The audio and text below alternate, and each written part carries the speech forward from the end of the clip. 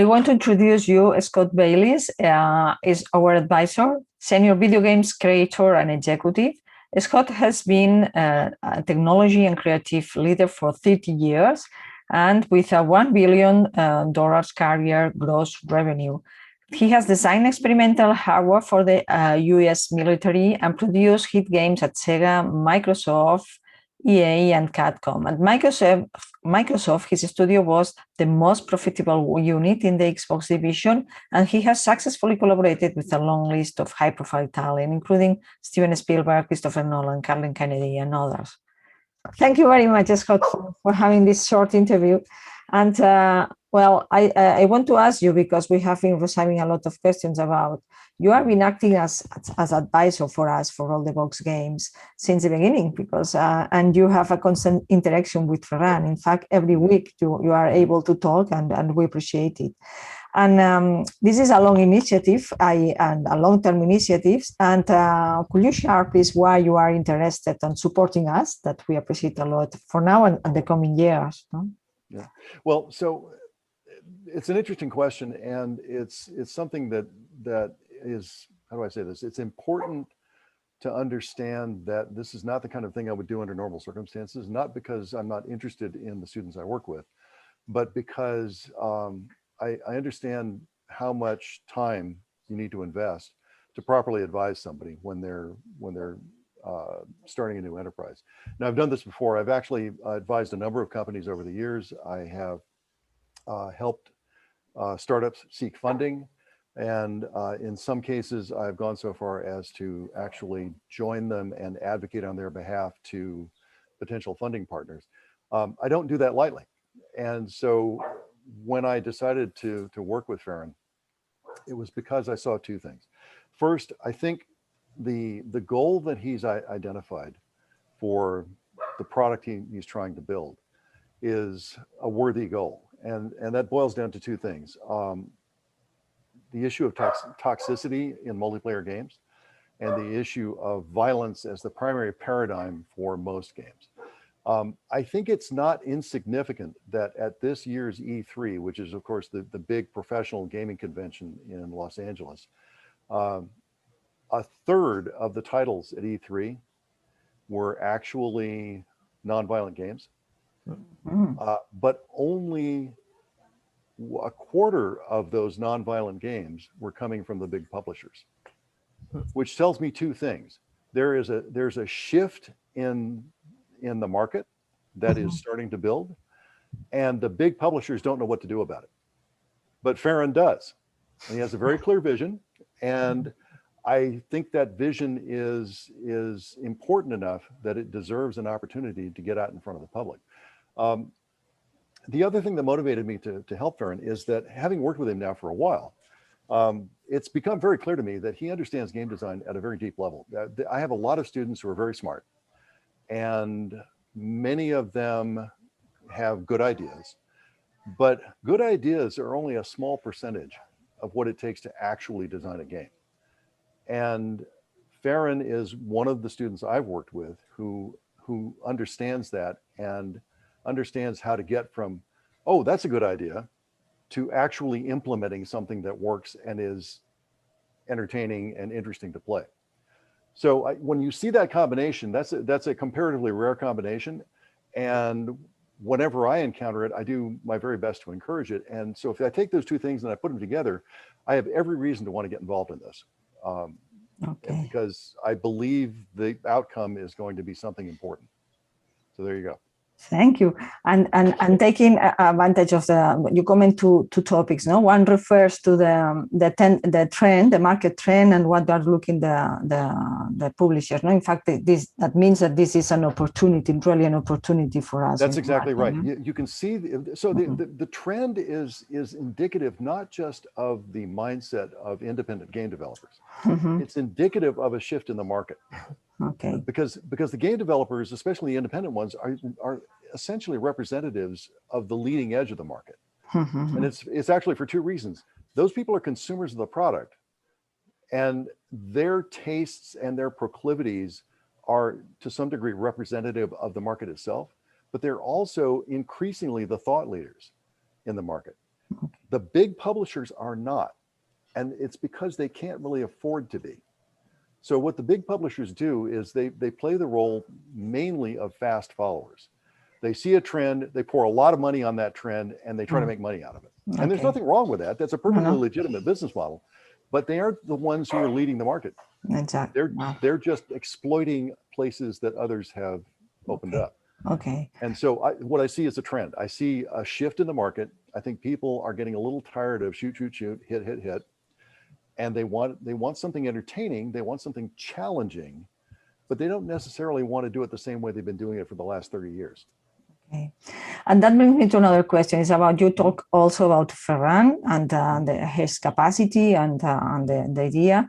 And what about the team that he has been able to recruit? Because at the end, he recruited some people for as a co-founders and also for the team. No? Well, so here's what I've seen. I've worked with a lot of startups, so I have a body of experience to refer to and to compare to. What I see is the kind of thing I would want to see in a startup that I believe will be successful. And it comes down to a couple of things. First, the distribution of talent is not located in a single place. We have yourself, we have Ferran, we have your lead network guy. These are bodies of expertise that are really distinct from each other. And it's really important that you have them, because if you don't, what you end up with is what I've seen in a lot of startups, where you have one individual who's super talented, and then everybody else kind of doesn't have what they need to excel in their domain. They're pretty good, but it's very, very rare for a startup to be able to be carried by a single individual. Now, if it was just Ferran, if you weren't in the picture, if you didn't have your network guy in the picture, I'd be like, yeah, Ferran, good luck. That's a great idea. Have fun storming the castle. But because you guys have done such a good job of bringing in key talent, and your network guy, by the way, was a huge, huge important step for you. Because as I know, you know, if you're trying to do an online game and you don't have somebody who understands how to do that, it's really hard to get over the hump. I mean, it's really difficult, because there are a lot of ways things can go wrong. And Ferran and I have had many conversations about this, and we're both well acquainted with the kinds of challenges you face. The effect of that is that you have these nuclei of high level talent within the organization that cover the essential work that needs to be done, and everybody else can kind of rally to that, and that's why I think Rolldbox can succeed. Okay, thank you. And another question refers also to this kind of video games that we are defining, we decided to go for, could be very complex, very big stories, and I want also to ask you, do you think that the way that we are managing the product, of course with the support, if really we could start small and grow with the time, that's another kind of question that we are resolving also. It's an excellent question, and if anybody who is responsible for investing in a new enterprise, they have to ask questions like that, right? Is the scope of what you're trying to do sane? Right? I mean, it's great to talk about moonshots, and it's great to talk about changing the industry, but the reality is you have to be able to get done. So what's different about this product? Well, there are a couple of things. First, Ferran and I have had this conversation, I don't know, Ferran, how many times? 20? Yeah, I was thinking the exact number. Yeah. So I, as a guy who has made a lot of product, I know how important it is to control scope. And I also know how important it is to make the offering sufficiently robust that people will actually find it entertaining. I mean, you could make something really, really small and people will go, well, that's cool, but there's not enough there. I'm not interested. And you see that happen a lot on Steam with early access games, where you have maybe one or two indies working together.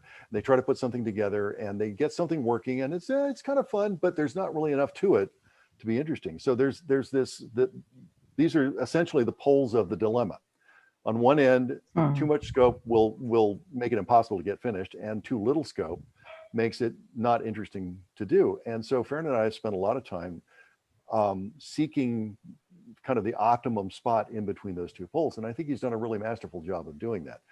one of the challenges of a game like this is that you're controlling that scope, and at the same time you're inventing variants on existing mechanics that don't require violent action but do require a sense of risk, because the player needs to have that sense of risk or there's no point, right? If you're playing a game and all you're doing is just pushing a button and getting a reward, that's not interesting. There has to be some sense that things could go wrong. And I think what Ferran has done is a really good job of finding ways to realize that within a controlled scope. The other thing that he's done that I think is really smart is he's conceived the game overall, the world in which the game takes place, as being very, very large, with a lot of potential places to play, but he's focused in on one area. And he's said, this is the initial offering. We're not doing all that. We kind of know what it is. We have some idea of where we will go later. And I'm sure as time goes on, the clarity of the understanding of those new spaces will increase. But what he's doing is exactly the right thing. He's focusing in a relatively small space and ensuring that that experience is rewarding. And that's how you do it, right? From a technical perspective, they've already solved 70% of the really hard problems, right? Being able to run off the cloud, being able to do discovery, server discovery, being able to aggregate teams, those are the hard problems. We've already done it, right? So if you have a little startup team, they say, we want to do an MMO. We're going to do something really awesome. And then you say, do you know how to run on Amazon Cloud? And they say no. That's when you say, come back in a year and tell me how things are going. Yeah. But you guys are way past that, right? I mean, how long have you been on the cloud now? For over 3 to 4 months. And now we're implementing the teams. The friends are already built in. So you can actually find friends, no necessary to be connected through Steam or Epic. So that's actually there you go. So you are now platform independent. You can aggregate teams. You can run in the cloud. Those are the big problems. You're already past those. So at this point, the risk profile has been shrinking steadily. And now you're at a point where the risk profile is really about content, which is not trivial. No, never. No, this is true. This is true. But it's manageable. And one of the things that's really interesting about that, and so I'm putting my producer hat on now. As a producer, I pay a lot of attention to what will affect the risk. And the great thing about a content risk is that you can pour money on it and it gets better. That's really hard to do with a lot of other things. Technology risk doesn't respond very well to money. Because you can hire a lot of people and get absolutely no improvement in the outcome. But if you have funding, you can apply it to content and it will make a gigantic difference. So good job getting rid of the hard risk. And now you're focusing on the more manageable risk and it will respond to funding. And I think that's a huge point in the team's favor. Okay. Thank you very much, Scott. I think that we have been covering, and if you want to add something more, but not, that's. Well, actually, we did have a question sort of lingering about mid-core, hardcore, and casual. Okay. And I just wanted to touch on that really quickly because I think it's really important. So there's this mythology around hardcore gamers. Yes. That they are hyper competitive. That, in other words, toxically competitive. That they are prone to kind of violence as their expression, and that they won't play games that are explicitly not violent. That's just totally not true. It is literally not true. What they will do is they will go to games that are fun to play, and whether it's violent play or non-violent play is almost irrelevant. They don't care. They just want it to be fun. Nintendo, by the way, about a quarter of their games this year are non-violent games. Do you think those games will sell? Come on. This is Nintendo we're talking about, right? Nintendo is superlatively good at choosing games that will succeed. They rarely loft one from Nintendo that doesn't do well. And yet a quarter of their games are non-violent. Well, who's going to play them? Hardcore players. So it's not hardcore players are not what people think they are. They just want to play a game that's good. And they want the moment to moment to be entertaining, and they want to feel rewarded when they play, and they want it to feel fair, and all those things that hardcore gamers want. But it doesn't require shooting. It doesn't require stabbing somebody. And none of that stuff is necessary. And so from a standpoint of predicting the response of a hardcore audience, really the only metric I need to apply is it fun? And if it is, they'll flock. In fact, they'll show up first because they talk to each other and the word will get out. Yeah, okay. And then the casuals will show up. And by the way, building your model around these guys is a much smarter way to go, because the casuals are an ephemeral audience. Everybody says, "Ooh, I want to get to the casuals," because it sounds great. And there are lots and lots of people who are casual gamers. The problem is they won't stay. They'll follow the herd. They'll show up. They'll play for a little while, and then they'll be like, "Oh, I'm bored. I'm going to go do something else." And you'll never see them again. The hardcore guys will stick around. Well, so you're targeting the right guys. Oh, sorry. Okay. Ferran, Okay. Oh.